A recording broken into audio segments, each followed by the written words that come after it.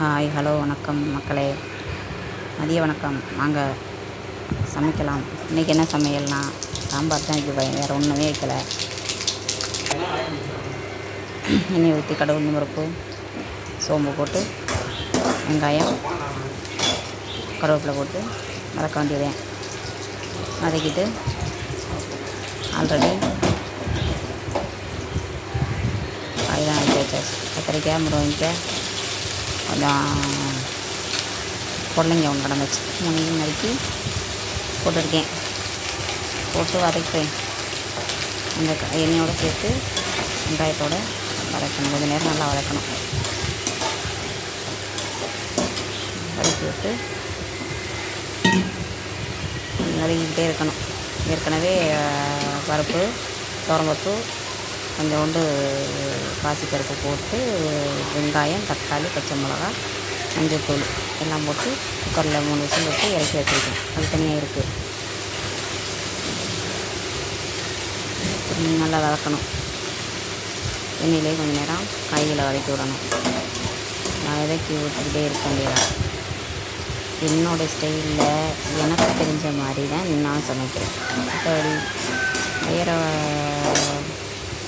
எந்த சேனலில் மற்ற சேனல்களில் போடுற மாதிரிலாம் வித்தியாசமாக சமைக்கிறேன். என் வீட்டில் நான் எப்படி சமைப்பேனோ அதே மாதிரி தான் சமைக்கிறேன்.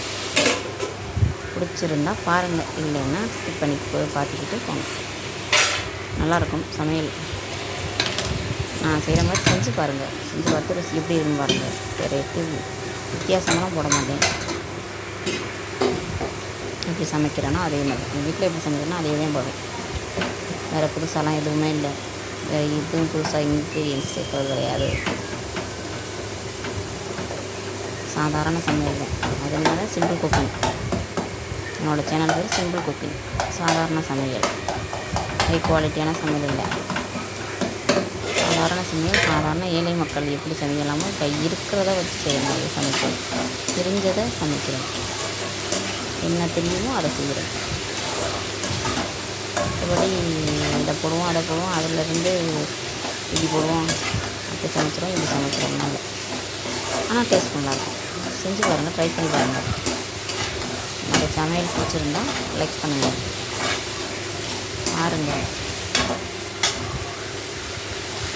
நல்லா கிண்டி விடுங்க.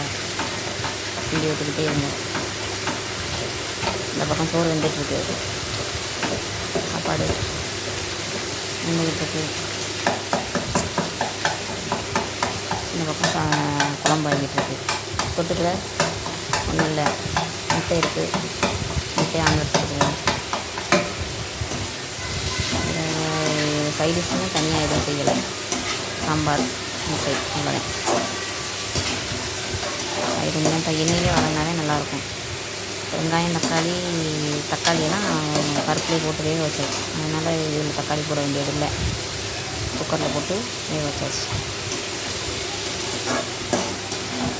நமக்கு தெரிஞ்சதை செய்வோம். ஏன் அவங்க அப்படி பண்ணுறாங்க இவங்க அப்படி பண்ணுறா, நம்ம அடுத்தவங்களை பார்த்து காப்பி பண்ண அப்படி பண்ணாமல் நமக்கு எது தோணுதோ, நம்ம மௌலிக்கு என்ன தோணுதோ சமைப்போம். நம்ம சமைக்கிற விரும்பி இன்ட்ரெஸ்ட்டோடு சமைச்சா எதுவுமே ருசியாக இருக்கும்.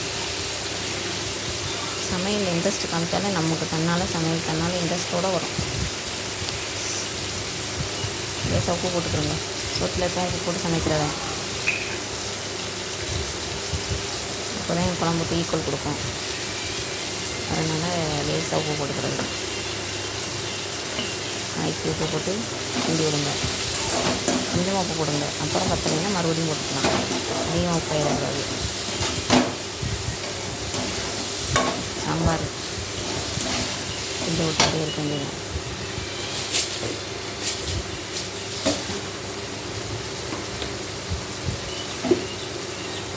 கிண்ணுங்க. கொஞ்சம் நேரம்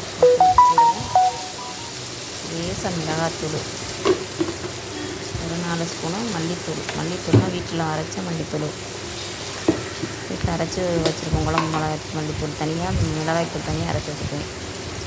இது மல்லித்தூள். அது கொஞ்சம் 4 ஸ்பூனு. மிளகா பொடி லைட்டாக தான் போடணும். ஒரு ஸ்பூனு அரை ஸ்பூன் போட்டுக்கலாம். நான் என்னோடய ஸ்பூன்ட்டு 1 ஸ்பூனு மிளகாய்த்தூளும் 4 ஸ்பூனு மல்லித்தூளும் போட்டுருக்கேன்.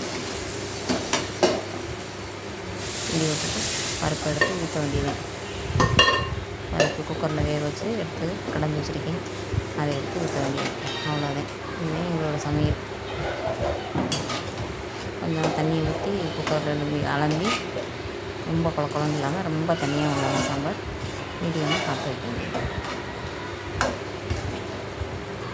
துவரம்பருப்பு 100 துவரம்பருப்புனா 10 கிராம் பாசிப்பருப்பு அந்த கணக்கில் போடணும். இந்த பாசிப்பருப்பு நான் கிராம் கணக்கெலாம் இல்லை, அளவு தான். அப்படி போட்டு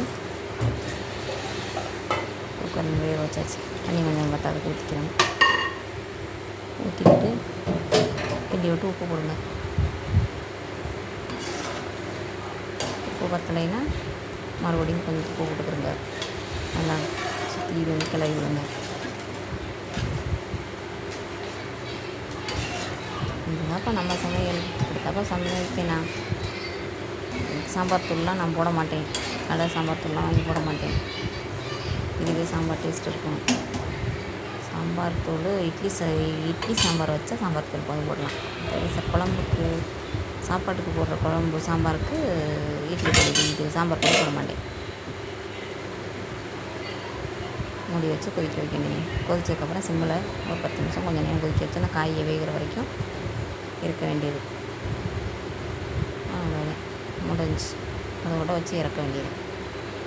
சாம்பார் ரெடி. சாம்பார் ரெடி. இனிமேல் என்ன வீட்டு சாம்பார். சோறு வடித்தாச்சு, இனிமேல் சாப்பிட வேண்டியதுதான். ஓகே, பாய் மக்களே. எப்படி இருக்குன்னு பார்த்துட்டு சப்ஸ்கிரைப் பண்ணுங்கள். நான் நிறையா வீடியோ போடுவேன், பாருங்கள். தெரிஞ்சதை போடுறேன், பாருங்கள். பாய்.